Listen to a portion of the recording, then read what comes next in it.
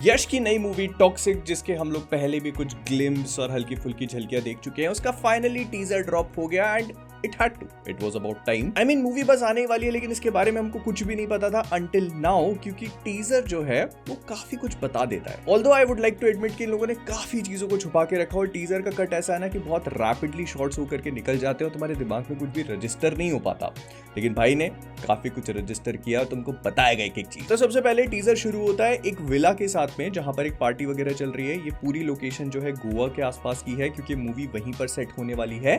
उसके अलावा ये पोर्चुगीज विला है और इस पूरे टीजर में ना हमको इंटरनेशनल ट्रेड्स और उसके बीच में जो गुंडागर्दी होती है उससे रिलेटेड थोड़ा बहुत कुछ देखने को मिलता है। फिर स्टार्टिंग से ऐसा बताया गया कि एक बंदा है जो राया, यश का जो कैरेक्टर है, उससे वो बहुत अभद्र भाषा में बात कर रहा है कि अब वॉर आने वाला है और तेरा टाइम जा चुका है तो तू गिव अप कर दे, और वो लगातार स्मोक करते करते ऐश ट्रे में उसकी ऐश को गिराता जा रहा है। ये चीज मल्टीपल टाइम्स अलग अलग कट के थ्रू दिखाई जाती है कि वो कुछ बोलता है, फिर वो ऐश ट्रे में अपनी ऐश गिराता है, उसके बाद वो फिर स्मोक करता है, उसको कुछ और डिमीनिंग बात करता है, और यश बहुत देर तक इस चीज को नोटिस करता जाता है अंटिल ही ब्रेक्स और उसी सेम ऐश ट्रे को उठा करके उसके मुंह पे मारता है बार बार, और उसके मरने के बाद उसी का हाथ पकड़ के वो ऐश को गिराता है और कहता है हैव सम फकिंग मैनर्स। तो वो जो मैंने कहा था ना कि इन लोगों ने बहुत सारी सटल चीजों को इस टीजर में दिखाया हुआ है, तो ये उन्हीं में से एक है। कहीं धुरंधर की तरफ इशारा तो नहीं था। फिर इसके बाद ये वाला शॉट टॉप डाउन है, मतलब ऊपर से हमको दिखाया जाता है कि काफी सारी बॉडीज हैं, हर कहीं आग वाग लगी हुई है और ये बैटल फील्ड वाला सिनेरियो है।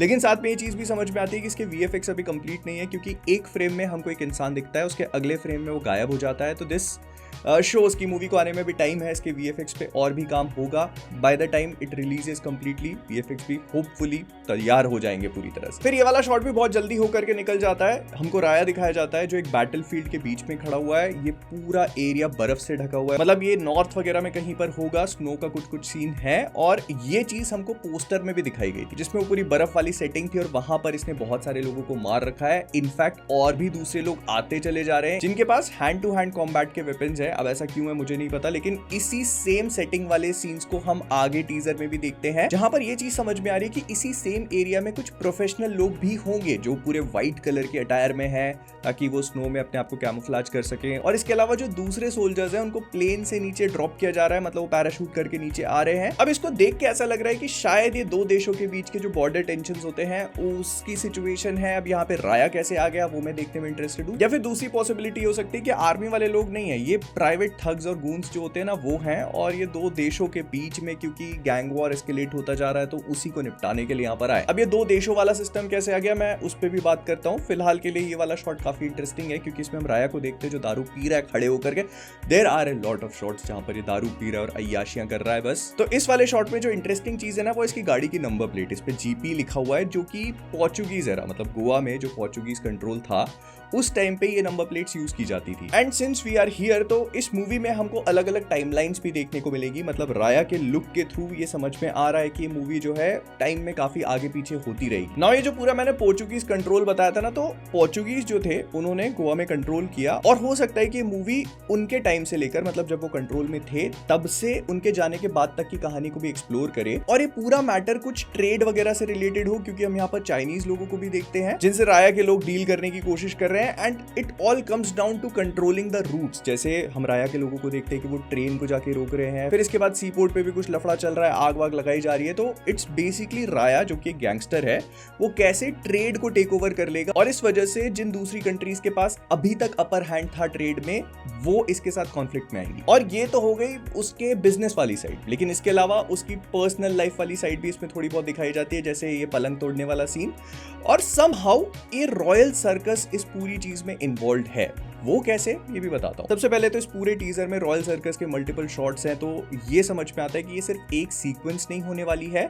उसके अलावा हम एक जोकर लाइक फिगर को अंदर एंटर करता हुआ देखते हैं, और आखिरी में जो यश के सेकंड रोल का पूरा पार्ट दिखाया गया, तो पीपल माइट एक्सपेक्ट कि ये वही कैरेक्टर हो सकता है, लेकिन मुझे ऐसा नहीं लगता। आई फील लाइक ये कोई नॉर्मल सा गुंडा होगा जो कि देखने में स्टाइलिश लग रहा था, और ये शॉट भी अच्छा है, तो इस वजह से इसको क्यूरियोसिटी बढ़ाने के लिए टीजर में डाल दिया। एंड ऐसा क्यों है मैं उसका रीजन भी एक्सप्लेन करता हूँ। तो इस टीजर में हमको यश यश के मल्टीपल लुक्स देखने को मिलते हैं, जिसमें उसकी दाढ़ी तो वैसी की वैसी है, लेकिन हम उसके बालों से अंदाजा लगा सकते हैं कि वो अपनी किस एज में होगा। तो ये जो सर्कस वाली पूरी सीक्वेंस है ना, यहाँ पर एक फिरंगी लड़की के साथ लगा हुआ है, हाँ ये वही है, उसके हाथ का कड़ा देखो वही सेम है। फिर इसके अलावा यहाँ पर एक पूरी एक्शन सीक्वेंस है जहाँ पर कुछ लोगों ने इनके सर्कस पे अटैक किया हुआ है and they are just trying to defend. तो उसमें कुछ क्लाउन्स है, तो हो सकता है कि जो गुंडा हमने देखा था ये उसी ग्रुप का पार्ट हो एंड इन्हीं क्लाउन से यश भी लड़ता हुआ नजर आ रहा है। अब राया इस सर्कस का पार्ट है या फिर दूसरे ग्रुप का, ये तो देखकर ही पता चलेगा।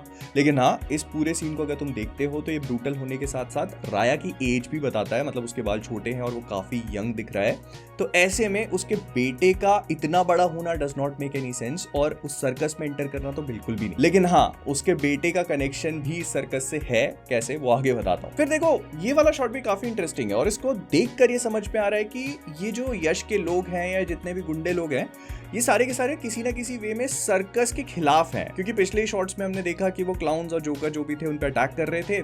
उसके अलावा इनकी अटायर सर्कस वालों से कंप्लीटली डिफरेंट है और इस वाले शॉट में वो किसी ना किसी को थ्रेटन कर रहे हैं, जिस वजह से हमें घोस्ट राइडर देखने को मिलता है। नाउ फॉर अ मोमेंट अगर मैं तुम्हारा ध्यान इस पूरे शॉक वैल्यू वाली सीक्वेंस से हटा करके उसके पीछे देखने को बोलूं, तो वहां पर कोई लड़की है जिसको बांध के रखा हुआ है and it made me think कि काफी इंटरेस्टिंग चॉइस है, बिकॉज मूवी में 5 फीमेल एक्टर्स हैं और उसमें से आपने एक को भी नहीं दिखाया, एटलीस्ट क्लियरली तो बिल्कुल भी नहीं। तो ये जो है ये उन्हीं में से कोई एक होगी, हो सकता है कि यार आडवाणी की कैरेक्टर हो या फिर रुक्मिनी भी हो सकती है, लेकिन जो कोई भी है उसको वहां पर बांध के रखा हुआ है। और अगर मुझे थोड़ा हाइपोथेसाइज करना ही हो, जो इतनी देर से कर ही रहा हूं मैं, तो मे भी ऐसा हो सकता है कि इन लोगों ने उसको थ्रेटन करने की कोशिश करी हो। और वो जो सर्कस में तुम ट्रिक देखते हो ना कि अपने मुंह से वो आग वाला पूरा फ्लेम एक्ट करते हैं, तो इसने अपने मुंह में कुछ पेट्रोल वगैरह भर के रखा है। एंड वी ऑल नो कि जो गैंगस्टर्स वगैरह होते हैं उनके गुंडे जो छोटे से छुड़भैये होते हैं ना, उनके पास भी लाइटर्स होते हैं, तो उसने मे बी उसको थ्रेटन करने के लिए लाइटर वगैरह चालू किया होगा एंड दैट मोमेंट उसने अपना पेट्रोल उसके मुंह पे स्पिट किया, जिस वजह से ये बंदा घोस्ट राइडर बन गया। आई मीन मैं बस थ्योराइज कर रहा हूँ, क्योंकि यहाँ पर ना तो कोई बड़ा एक्सप्लोजन है और वो लड़की सामने बंदी बैठी है, तो वो अपने हाथ बिना यूज करे इसके मुंह पे आग कैसे लगा सकते हैं। This is the only possible explanation I could come up with. इसके बाद हमको राया एक्शन में देखने को मिलता है, विच आई एडमिट मतलब मुझे देखकर मजा आया। आई अंडरस्टैंड कि इस मूवी में भी वही स्लो मोशन शॉट्स होंगे और जो हम लोग अभी तक KGF और बाकी मूवीज में देखते आए ना, तो ये भी उसी टेम्पलेट को फॉलो करेगी, but they have added a certain level of brutality. जैसे इस वाले सीन में हाथ स्ट्रेट आउट काट ही दे रहा है, ये समझ में आ रहा है इसका फेवरेट वेपन मशेटी है और इसके बेटे का भी होगा। और फिर कुछ लोग हैं जो बीचों बीच सड़क पे आकर के बंदूक ओपन फायर कर दे रहे हैं, तो यहाँ पर भी हमें राया की एंट्री देखने को मिलेगी। इस वाले सीन में भी उसका लुक डिफरेंट है। ब्रो हैज ड्रेडलॉक्स, लेकिन अगर तुम थोड़ा ध्यान दोगे तो उसके बाल सफेद है, जो बताता है कि टाइम में थोड़ी सी आगे का सीक्वेंस होगा। And it also makes perfect sense, क्योंकि यहाँ पर हम एक गाड़ी को ब्लास्ट होते हुए देख रहे हैं जिसकी नंबर प्लेट GDB है एंड ये नंबर प्लेट्स पोर्चुगीज के जाने के बाद आई थी। और ये पूरी एस्ट्रे वाली सीक्वेंस के बाद आई लाइक द फैक्ट कि जिस तरह से यश का जो कैरेक्टर रहा है ना, वो बैठता है, he is not in control of himself, वो पूरी तरह से दारू पी के आउट है। लेकिन इसके अलावा भी ना ये पूरी सीक्वेंस एक बहुत ही कोल्ड सी फीलिंग देती है उस कैरेक्टर को लेके। तुम्हें ऐसा फील नहीं होगा कि राया जो है वो बहुत ही इंटिमिडेटिंग कैरेक्टर है। तुम्हें इस मोमेंट पे उसके लिए ऐसा लगेगा कि यार क्या हो गया इसके साथ, यू कीप वंडरिंग कि what is wrong with him, he is not right, disturbed feel होता है। एंड ये चीज ना मुझे पसंद आई कि जो प्रोटैगनिस्ट है या जो भी प्रोटैगनिस्ट या ग्रे शेड का आपका कैरेक्टर है, जो मेन कैरेक्टर है, वो कहीं ना कहीं उतना परफेक्ट नहीं है। वो गलतियां करेगा, उसकी प्रोबेबली कोई ना कोई बहुत बड़ी गलती होगी जिस वजह से उसका बेटा ही इस मूवी का मेन विलन बनेगा। स्पीकिंग ऑफ विच, हमें यश का एक और लुक देखने को मिलता है जो मोस्ट लाइकली उसका बेटा होगा इस मूवी में। अब यहाँ पर भी थोड़ी बहुत डिटेल्स हैं।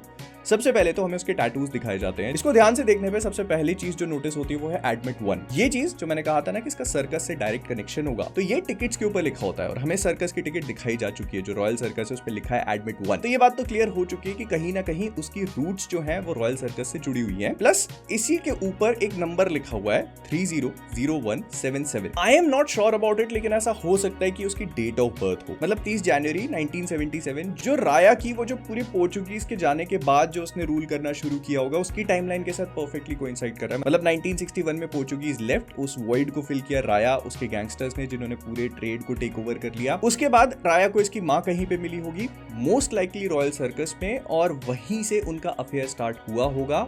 मे बी उसके साथ जो कुछ भी हुआ वो अच्छा नहीं हुआ, जिस वजह से उसका खुद का बेटा अपने बाप राया को ही अपनी मां की मौत के लिए रिस्पॉन्सिबल मानता है। ऑल्सो ये काफी ज्यादा ब्रूटल है, मतलब देख के समझ में आ रहा है पापा की तरह मशेटी उसका फेवरेट वेपन है, जहां पर पर ये कुछ जो गुरिल्ला वॉरफेयर वाले लोग दिखाई पड़ रहे हैं उनको बहुत ही ब्रूटली एग्जीक्यूट कर रहा है, बहुत ही ज्यादा ब्रूटली। लेकिन इसके अलावा और भी कुछ चीजें हैं जो मैंने नोटिस करी, लेकिन मैं इस पूरी थ्योरी को अच्छे से फिगर आउट करना चाहता हूँ और करेंगे, मतलब कंटेंट है एक वीडियो में और अच्छे से बात करेंगे इस कैरेक्टर पे। बढ़िया, अगर मैं सच बताऊं तो मुझे टॉक्सिक का टीजर सही लगा। मतलब मैं इस एक्सपेक्टेशन काफी कम लेके चल रहा था और पहली बार इसके टीजर को देखने में मुझे उतना इंप्रेसिव लगा भी नहीं था, लेकिन जब मैंने इसको धीरे धीरे देखा ना, तब आई रियलाइज कि इनके पास बहुत कुछ है दिखाने के लिए। They are just choosing not to, which is I think a very good choice because वही अंडर प्रॉमिस ओवर डिलीवर वाली सिचुएशन होनी चाहिए। खैर ये टीजर ही है, ट्रेलर में हमको और भी चीजें पता चलेंगी, बट हाँ मल्टीपल वॉचेस के बाद आई रियलाइज कि हाँ ये टीजर एक्चुअली अच्छा है और मूवी प्रॉमिसिंग हो सकती है। क्या जो कुछ भी है हम लोग करेंगे इसके ऊपर और भी अच्छे से बात। बाकी तुम बताना तुम्हें कैसा लगा। I want to know what you guys think. Bye bye, tata, like, subscribe.